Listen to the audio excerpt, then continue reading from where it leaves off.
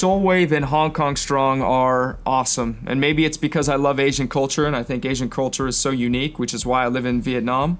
But what do you think you are most proud of out of all of your films that you've made? I'd say, yeah, maybe Hong Kong Strong and my Mongolia film, Nomads of Mongolia. And why do you think that is? I know you have residency or had residency in Hong Kong. Why do you think that plays a role in your love for that, or was it solely related to the amount of work you put in? It's because on both those films, I went out on a limb and I tried something that I didn't know would work out, and I tried a lot harder than I had tried on the previous project. And both times I feel like the end film justified the effort that I put into it. So in the case of Nomads of Mongolia, the thing that I'm proud of isn't the fact that I went to Mongolia and filmed the eagle hunters, because you can just buy a plane ticket and you can go to Mongolia. Yeah. And you can just pay to go hang out with the eagle hunters and film them. Seems very common now. It's not comfortable because Mongolia is a difficult place to exist in, but it's also not like an impossible task. So that's not what I'm proud of. I'm proud of the fact that I attempted, and how successfully I did this is up to the viewer, but at least I attempted to tell a narrative type of story with a documentary shoot. And I attempted to have comedy and action and a little bit of like heartwarming pathos in there, and tell multiple stories that cross-cut and intertwined and resolved. So the creative ambitions there are what I'm proud of. And I'm not saying I'm proud because it's like the best film ever. I'm saying I'm proud because I tried. And I know that I didn't have to try. It probably succeeded what you had in your mind, the vision you had. I was worried. Like when I was shooting, the whole time I was shooting and the whole time I was editing that, I didn't know if it was gonna come together and work at all. I was really worried that I didn't have the footage that I needed. So, yeah, I mean, I think looking back now, you get I think into it turned post, out you're decent. like, no.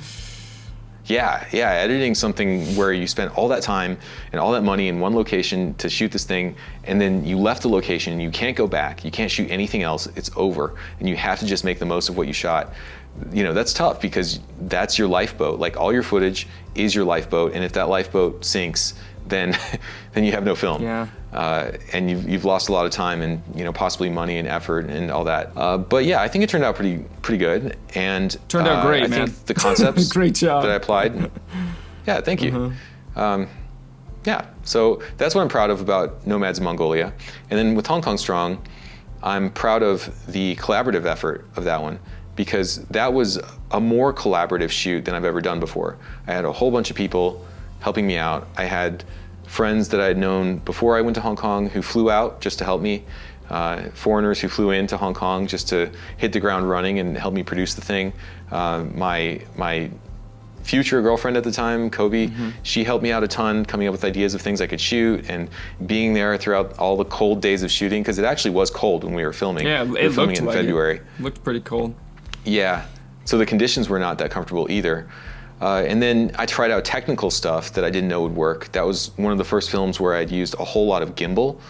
And the kinds of gimbal moves I was doing, they were a lot harder with the gimbals of 2015, because that's what I was using. I was using the previous year's gimbals.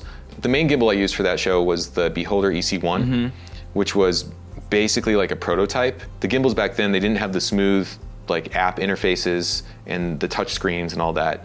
They had a button that you pressed that changed the modes, and they had a sort of engineer level app, a desktop app to change other settings. It was not user friendly at all. Pleasing. And the gimbals were prone to like bugging out and, you know, spontaneously like spinning around and crashing.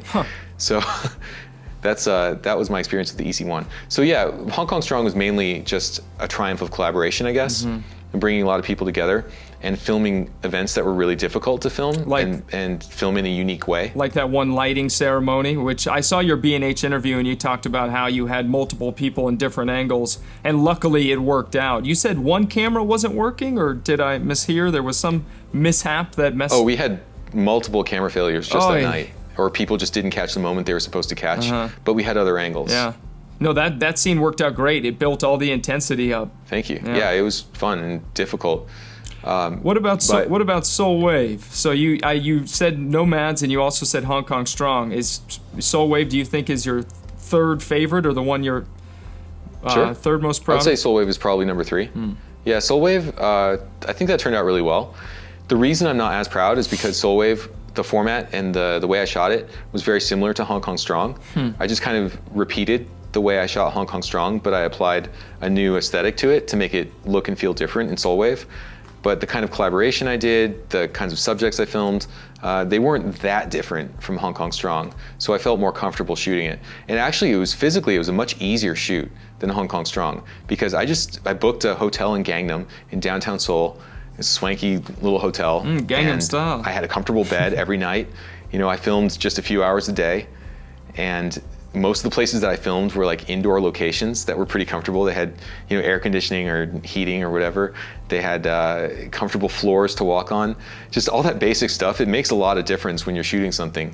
Like in Nomads of Mongolia, when I was shooting out in Western Mongolia, I was exposed all day. I was freezing. just out there in a coat, trying not to freeze to death because they have no vegetation, no cover. You're just standing out there getting blasted by the wind for hours as you try to get those shots. Yeah. Whereas in Seoul, you know, I was indoors, I was in karaoke bars, I was in malls, I was in normal places that are physically comfortable to be in. So I don't think it makes the film any worse, of course, to be comfortable while you're shooting it, but it definitely makes it less challenging while you're shooting.